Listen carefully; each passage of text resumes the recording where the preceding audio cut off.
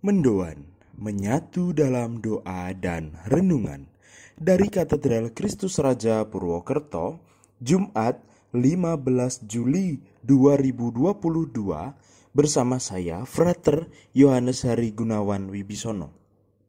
Saudari-saudara yang terkasih, mari pada hari ini kita renungkan sabda Tuhan dari Injil Matius bab 12 ayat 1 sampai dengan 8. Kita siapkan hati kita untuk berdoa. Dalam nama Bapa dan Putra dan Roh Kudus, amin. Semoga Tuhan beserta kita sekarang dan selama-lamanya. Inilah Injil suci menurut Matius. Dimuliakanlah Tuhan. Pada suatu hari Sabat, Yesus dan murid-muridnya berjalan di ladang gandum. Karena lapar, murid-muridnya memetik bulir gandum dan memakannya.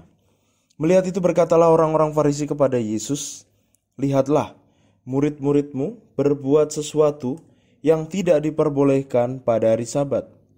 Tetapi Yesus menjawab, "Tidakkah kalian baca apa yang dilakukan Daud ketika ia dan para pengikutnya lapar? Ia masuk ke dalam bait Allah dan mereka semua makan roti sajian yang tidak boleh dimakan kecuali oleh imam-imam. Atau tidakkah kalian baca dalam kitab Taurat bahwa pada hari-hari Sabat imam-imam melanggar hukum Sabat di dalam bait Allah namun tidak bersalah? Aku berkata kepadamu, di sini ada yang melebihi bait Allah. Seandainya kalian memahami maksud sabda ini, yang ku kehendaki ialah belas kasihan dan bukan persembahan. Tentu kalian tidak akan menghukum orang yang tidak bersalah. Sebab anak manusia adalah Tuhan atas hari Sabat." Demikianlah sabda Tuhan, terpujilah Kristus.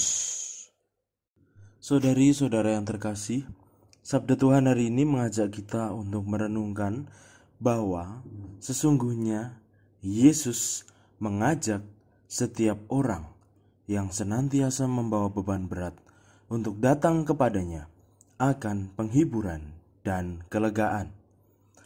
Dalam konteks sabda Tuhan yang kita dengarkan, beban yang diangkat merupakan hukum yang sesungguhnya membebani orang biasa. Dalam konteks orang-orang Yahudi, mereka menekankan hukum Taurat sebagai hukum yang utama.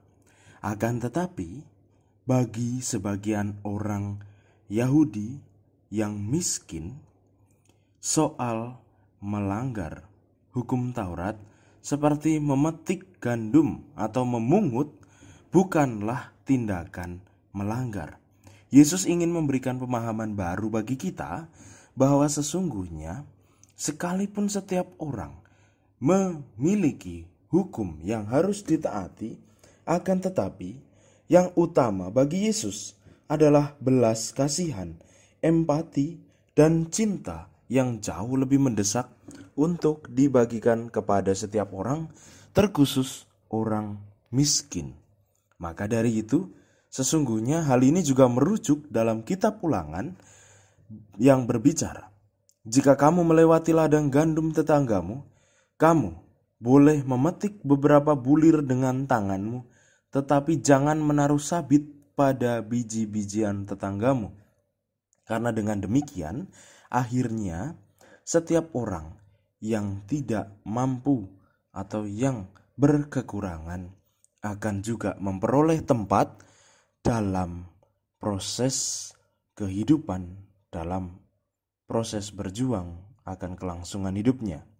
Maka dari itu, saudari-saudara yang terkasih, menjadi pertanyaan bagi kita adalah, sudahkah kita memahami betul apa saja hukum-hukum yang selama ini kita hidupi?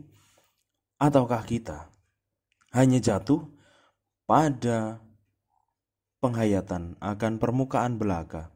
Yang penting hukum terlaksana, tidak peduli apa makna di baliknya. Mari saudari-saudara yang terkasih, kita senantiasa berproses agar kita mampu menjadi seorang murid Kristus yang cerdas, seorang murid Kristus yang kritis, dan mampu memahami sungguh apa makna akan pewartaan Yesus yang selalu diusahakan, diwujudkan dalam proses penggembalaan dan pewartaan yang Yesus lakukan selama ini, agar kita memahami betul kehendak Bapa dalam hidup kita, dalam perutusan yang diberikan kepada kita. Marilah kita berdoa.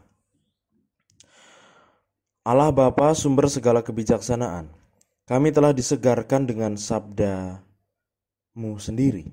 Kami mohon, semoga berkat bimbingan, pendampingan dari Engkau sendiri, kami mampu untuk senantiasa memahami apa kehendak-Mu, apa rencana-Mu dalam hidup kami, sehingga kami mampu untuk sungguh tetap bersyukur kepadamu atas segala anugerah yang telah kami terima, dan kami mampu melaksanakan tugas perutusan kami, sampai kami Kau persatukan dalam kehidupan abadi.